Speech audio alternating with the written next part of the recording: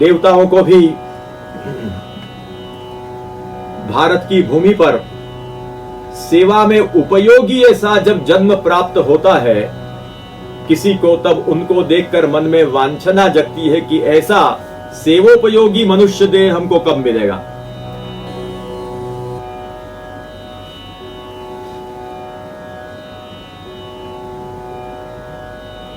बड़ा सुंदर श्लोक आता है पंचम स्कंद में।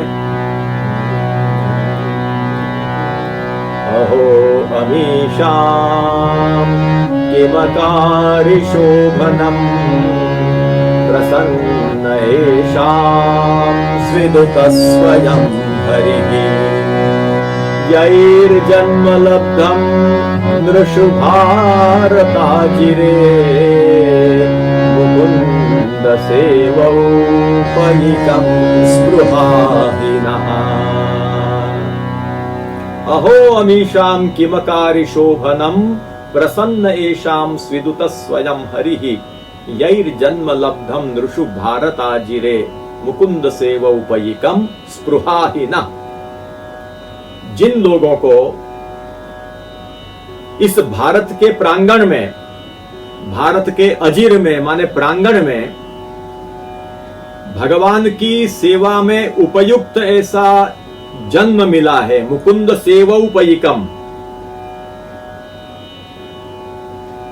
यैर्जन्म लब्धम नृषु, मुकुंद की सेवा में उपकारक ऐसा जन्म जिनको मनुष्यों में मिला है, उनको देख करके देवताओं के मन में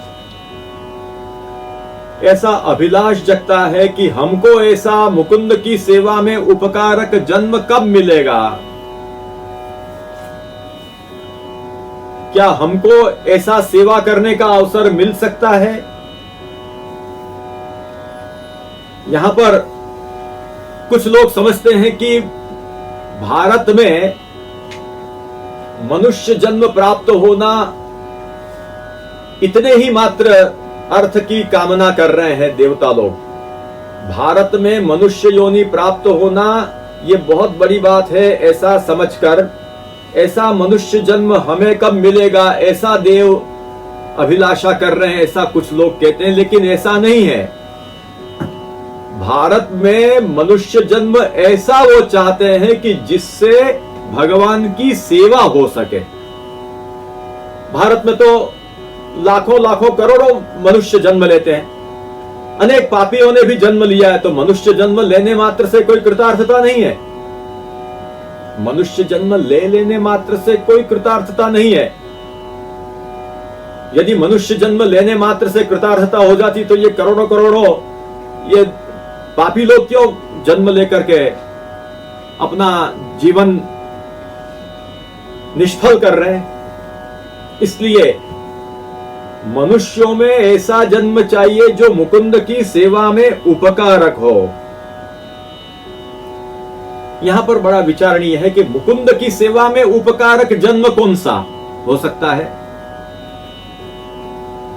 कुछ व्याख्याकारों ने मुकुंद की सेवा में उपकारक जन्म माने ब्राह्मणादि जन्म ऐसी व्याख्या की है। लेकिन भगवान की सेवा का अधिकार केवल ब्राह्मण को ही है ऐसा नहीं है। माम ही पार्थ व्यपाश्रित्य येपि स्युः पापयोनयः स्त्रियो वैश्यास्तथा शूद्रास्तेपि यान्ति परांगतिम। भगवान ने अर्जुन को कहा है कि मेरा आश्रय करके जो पाप योनियां भी हैं और स्त्रियां, वैश्य, शूद्र, ये सभी परागति को प्राप्त कर जाते हैं। इसलिए भगवान की भक्ति का अधिकार कोई अमुक ही वर्ण को है ऐसा नहीं है। अपने घर में अपने रूप में भगवान की आराधना, भगवान की भक्ति सब कोई कर सकते हैं अपने अपनी मर्यादा में।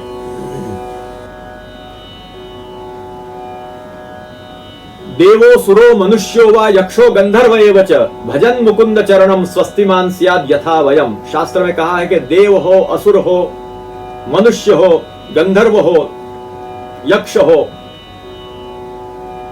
सभी भगवान का भजन करके अपने आत्मा का कल्याण कर सकते हैं। और कोनु राजन इंद्रियवान मुकुंद चरणाम्बुजम न भजेत सर्वतो मृत्यु उपास्य ममरोत्तमे ही। इन सब वचनों से यह ज्ञात होता है कि इंद्रिय वाले जितने भी जीव हैं वो सभी भगवत भक्ति के अधिकारी हैं। इसलिए मुकुंद सेवोपैकम, जन्म मुकुंद की सेवा में उपकारक जन्म शब्दों से ब्राह्मण आदि जन्म को जो लोग ग्रहण करते हैं वो उचित नहीं होता है, वो अर्थ उचित नहीं लगता है। तब मुकुंद की सेवा में उपकारक जन्म कौन सा? देवताओं ने बड़ा परोक्षवाद से संकेत के रूप में देवताओं के इन वचनों से मुकुंद सेवोपयुक्त शब्द से सांकेतिक रूप से यह निर्देश प्राप्त होता है कि यहां पर जिस जन्म से भगवान की सेवा का अधिकार मिलता हो उस जन्म की ओर उनका अंगुली निर्देश है।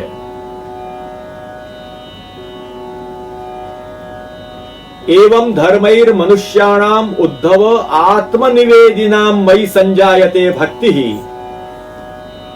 तो जो आत्मनिवेदी हैं उनको मेरे में भक्ति उत्पन्न होती है, ऐसा भगवान ने एकादश स्कंद में उद्धव को कहा है। इसलिए यह जो ब्रह्म संबंध जो आत्मनिवेदन है वो आत्मनिवेदन का उल्लेख किया जा रहा है। यहां बहुत ही गूढ़ भाव से सांकेतिक रूप में उल्लेख यहां पर किया गया है, क्योंकि मुकुंद की सेवा में उपकारक जो जन्म है वो कैसा है? जो ब्रह्म संबंध से प्राप्त होता है। ब्रह्म संबंध माने आत्मनिवेदन मंत्र के उपदेश के कारण, आत्मनिवेदन मंत्रोपदेश जन्य जो जन्म, उपदेश के द्वारा जो जन्म प्राप्त होता है भाग्यवान जीवों को, उसकी ओर देवताओं का संकेत है। इसलिए कहा कि मुकुंद सेवोपैकम स्पृहाहीनः। ब्राह्मण आदि जन्म से क्या होगा? धिक जन्मनः त्रिवृत विद्याम धिक व्रतम धिक बहुज्ञताम। अरे वो ब्राह्मण जन्म उनको मिला। यज्ञ पत्नियों के प्रसंग में आता है कि वो यज्ञ कर रहे थे, ब्राह्मण लोग सत्र याग कर रहे थे। श्री ठाकुर जी ने उनके पास अन्न की याचना करने के लिए गोप बालकों को भेजा। साक्षात जो यज्ञ भोक्ता जिनके लिए यज्ञ कर रहे थे वे यज्ञ भोक्ता स्वयं आरोगने के लिए अपने सखाओं के द्वारा मंगवा रहे हैं, तो भी उनको कुछ समझ में नहीं आया और अपने ब्राह्मणत्व के ही घमंड में अपना कार्य करते रहे और आखिर में पछता है कि धिक्कार है हमारी इस ब्राह्मणत्व को। 3 प्रकार के हमारे जो जन्म है, शौक्ल सावित्र याज्ञिक, इन जन्मों को धिक्कार है। हमारे व्रत को धिक्कार है, हमारी बहुज्ञता को धिक्कार है कि हम भगवान से विमुख हैं। इसलिए यहां पर ब्राह्मण आदि जन्म की बात नहीं है, यहां पर ऐसे जन्म की और संकेत किया जा रहा है जिस जन्म से भगवान की सेवा हो। तो ब्रह्म संबंध करणात्, भगवान श्री कृष्ण के श्रीमुख के वचन है ये। ब्रह्म संबंध करणात् सर्वेषां देह जीवयोः सर्वदोष निवृत्तिर्हि दोषाः पंचविधा स्मृताः।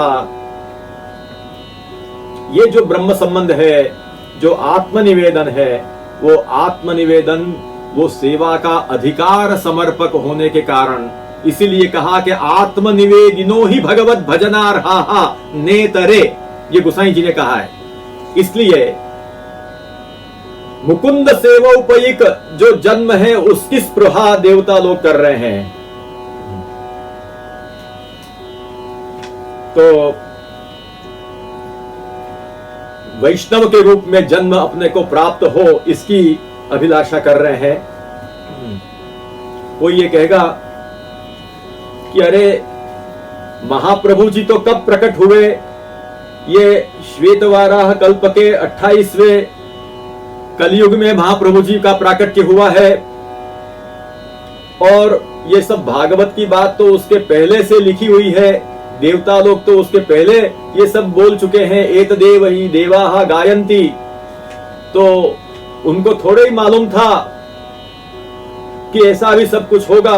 लेकिन विबुध वांचे शब्द जो रखा है, वहां पर विबुध शब्द से उनको महात्मा का ज्ञान श्री महाप्रभु जी गोसाई जी के स्वरूप का था, ऐसा वहां पर उल्लेख मिलता है।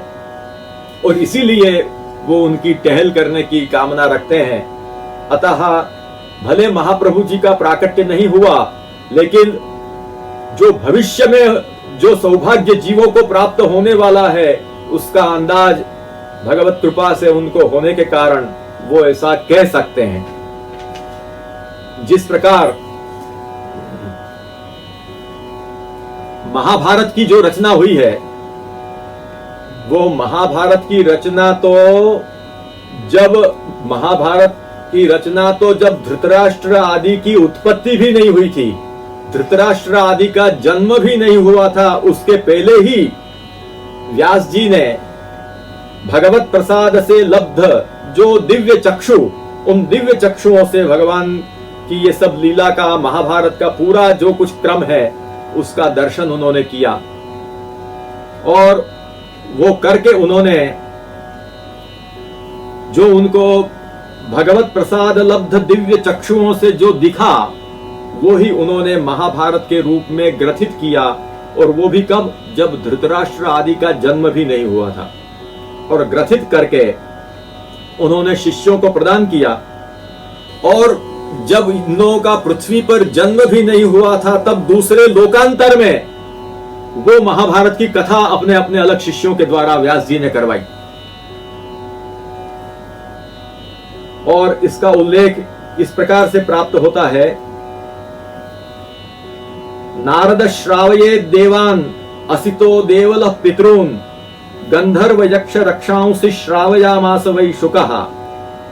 इस प्रकार से मानुष व्यतिरिक्त जो लोक हैं, जहां पर मनुष्य नहीं है, ऐसे जो लोक हैं, उन लोकों में व्यास जी ने अपने शिष्यों के द्वारा महाभारत का प्रवर्तन करवाया। कहा कि नारदः श्रावयेत् देवान, स्वर्ग में देवताओं को नारद जी श्रवण कराएंगे। असितो देवल पितॄन, और पितृओं के लोक में असित देवल, पितृओं के लोक में पितृओं को महाभारत का श्रवण कराएंगे। और शुकदेव जी जो हैं, वो गंधर्व यक्ष आदि को उनके लोकों में श्रवण कराएंगे। इस प्रकार से किया। और मानुषे तु लोके जन्मे जय पुरस्कारेण प्रकाशयिष्यते। भूतल पर तो जन्मे जय को पुरस्कृत करके उनके माध्यम से इस भूतल पर महाभारत का प्रवर्तन हुआ। लेकिन धृतराष्ट्र आदि की उत्पत्ति के पहले ही भगवत कृपा से व्यास जी ने महाभारत की रचना कर दी थी, और उसकी कथा भी लोकांतर में प्रवर्तित करवा दी थी, देवलोक में, पितृलोक में, गंधर्वादि लोक में। तो उसी प्रकार से देवताओं को भी सारस्वत कल्प में यह सौभाग्य भक्तों को, भाग्यवान भक्तों को मिलने वाला है, उसका परिज्ञान हो सकता है। और तदनुसार मुकुंद सेवोपैकम स्पृहाहीनः से मुकुंद सेवा के में उपकारक जो वैष्णव जन्म, वो वैष्णव जन्म की कामना उन्होंने व्यक्त की है। और वही बात विबुध वांछे इत्यादि शब्दों में यहाँ पर की गई है। गोपाल दास जी ने उसी बात को यहाँ पर कहा कि विबुध वांछे वास वसुमती ऊपरे श्री वल्लभ कुंवरनी टहल करवा। तो इस प्रकार से देखने पर कहना ये हम चाहते हैं कि जिस भाग्य की अभिलाषा देवता भी करें, ऐसा जो भाग्य होता है वो भाग्य नहीं, परंतु वो क्या है? महद्भाग्य है। इसलिए महद्भाग्यम महद्भाग्यम महद्भाग्यम अहो मम गर्जन्ति मस्तके गर्जन्ति वल्लभाधीशा विठ्ठलेशाश्च मस्तके। ये महद्भाग्य है। दूसरा महद्भाग्य ये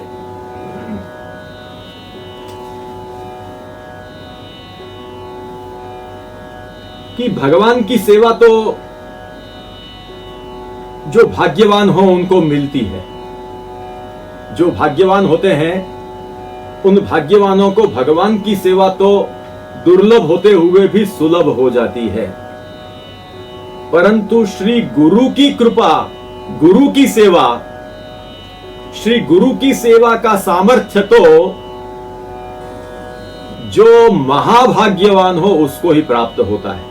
ऐसा उल्लेख श्री महाप्रभु जी की सुबोधनी में भागवत के अनुसार प्राप्त होता है। द्रौपदी का वचन है, तद्धर्मज्ञ महाभाग भवद्भिर गौरवं कुलम वृजिनं नार्हति प्राप्तुम पूज्यम वंद्यम अभीक्ष्णशः।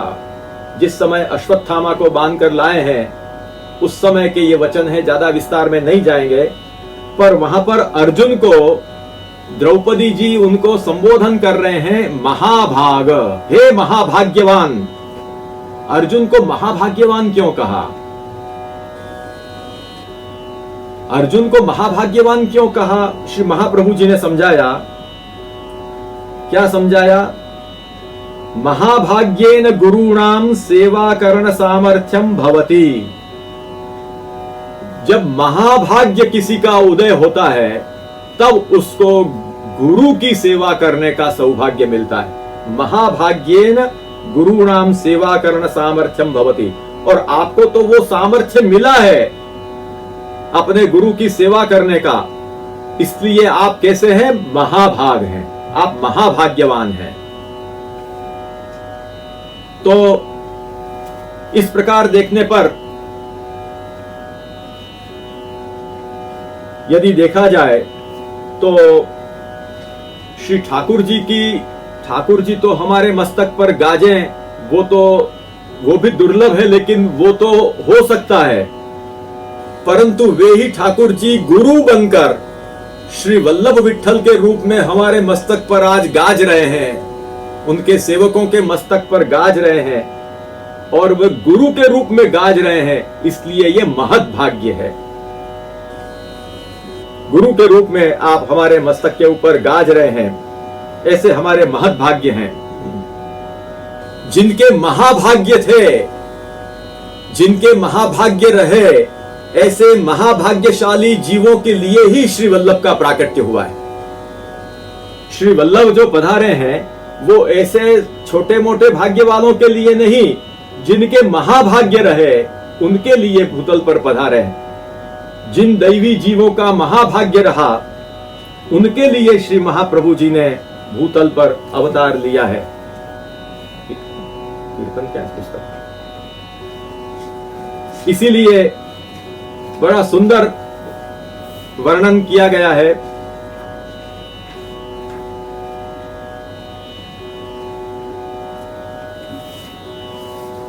श्री लक्ष्मण गृह प्रकट भय।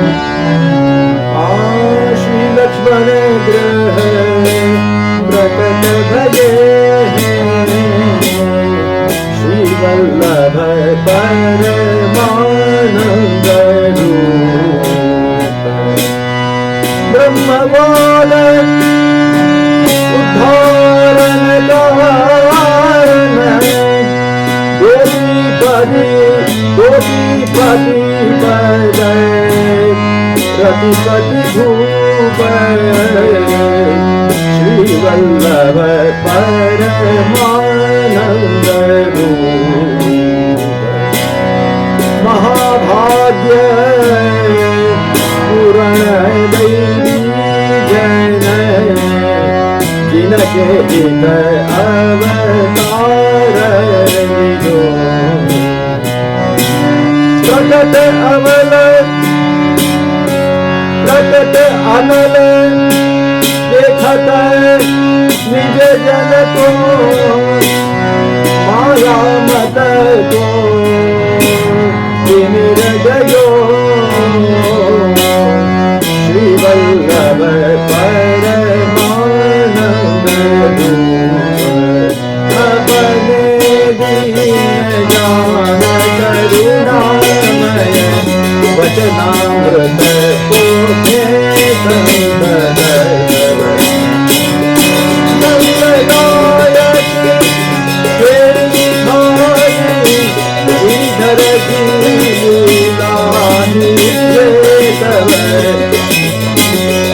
वल्लभ परमानंद रूप लक्ष्मण गृह प्रकट भये वल्लभ परमानंद रूप। तो महाभाग्य पूर्ण दैवी जन जिनके हित अवतार लियो। महद्भाग्य तो उनके हैं, वे दैवी जीव हैं महाभाग्यशाली के जिनके लिए अवतार लिया।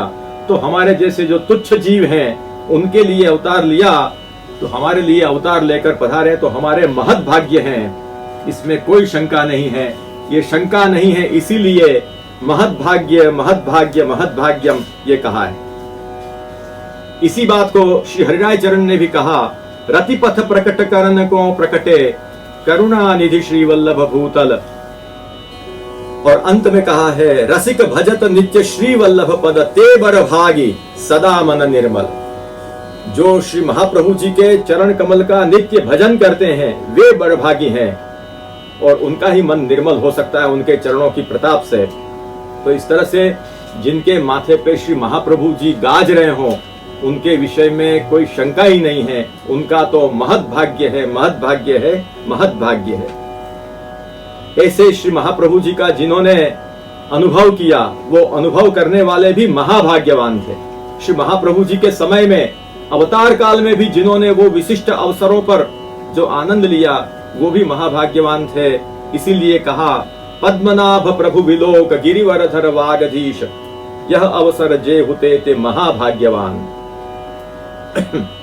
और प्रीत बंधी श्री वल्लभ पद सो और न मन में आवे हो, उसमें भी कहा है कि जाके भाग्य फले या कली में शरण सोई जन आवे हो।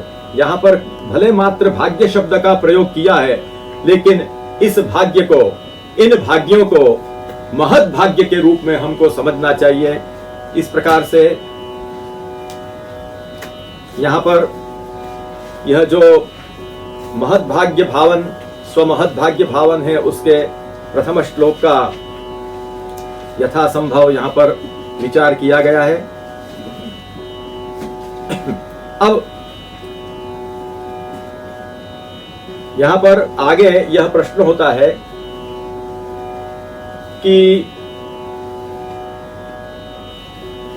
ये तो दुनिया में देखा जाता है, जो कोई भी समझदार लोग हों वे अपने गुरु को अपने सिर माथे समझते हैं और समझ करके वो हमेशा अपना भाव ऐसा रखते हैं कि भाई हमारे मस्तक पर हमारे गुरु विराज रहे हैं। तो वो भी इस तरह से अपने भाग्य का भावन करते हैं, आप भी अपने भाग्य का भावन करते हैं। वो भी कहेंगे कि हमारे महत् भाग्य हैं और हम भी कहेंगे कि हमारे महत् भाग्य हैं। तो दोनों में फर्क क्या है? तो यहाँ पर मात्र अपने गुरु के रूप में या आचार्य के रूप में श्री वल्लभ और श्री विठ्ठलाधीश हैं और इसलिए वो गुरु होने के नाते हमारे मस्तक पर विराज रहे हैं, इसलिए हमारे महत् भाग्य है, इतना ही कहने का तात्पर्य नहीं है। परंतु ये जो हमारे श्री वल्लभाधीश और श्री विठ्ठलाधीश हैं, वो सामान्य जो गुरु की व्यवस्था होती है उस प्रकार का उनका स्वरूप नहीं है। न मर्त्य बुद्ध्या सूयेत सर्वदेव मयो गुरुहु। जो मर्त्य शरीर युक्त होता है उसको भी गुरु के रूप में भगवान समझो, यह शास्त्रों ने कहा है। वो व्यवस्था यहां पर नहीं है, यहां उससे बिल्कुल अलग व्यवस्था है। यहां तो स्वयं भगवान पूर्ण पुरुषोत्तम श्री कृष्ण ही स्वयं जीवों के उद्धार के लिए गुरु बनकर आए हैं। श्री वल्लभ के रूप में गुरु बनकर आए, श्री विठ्ठल के रूप में गुरु बनकर आए। इसलिए यहाँ की विशेषता अपने आप में अलग होने के कारण महद्भाग्यम महद्भाग्यम महद्भाग्यम अहो मम, इस प्रकार से आगे का श्लोक अब आगे वर्णित किया जाएगा, जिसमें यह आता है कि महद्भाग्यम महद्भाग्यम कृष्णो वल्लभ विठ्ठलौ भूत्वा स्वयं गुरुतयोद्धारार्थम न समागतः।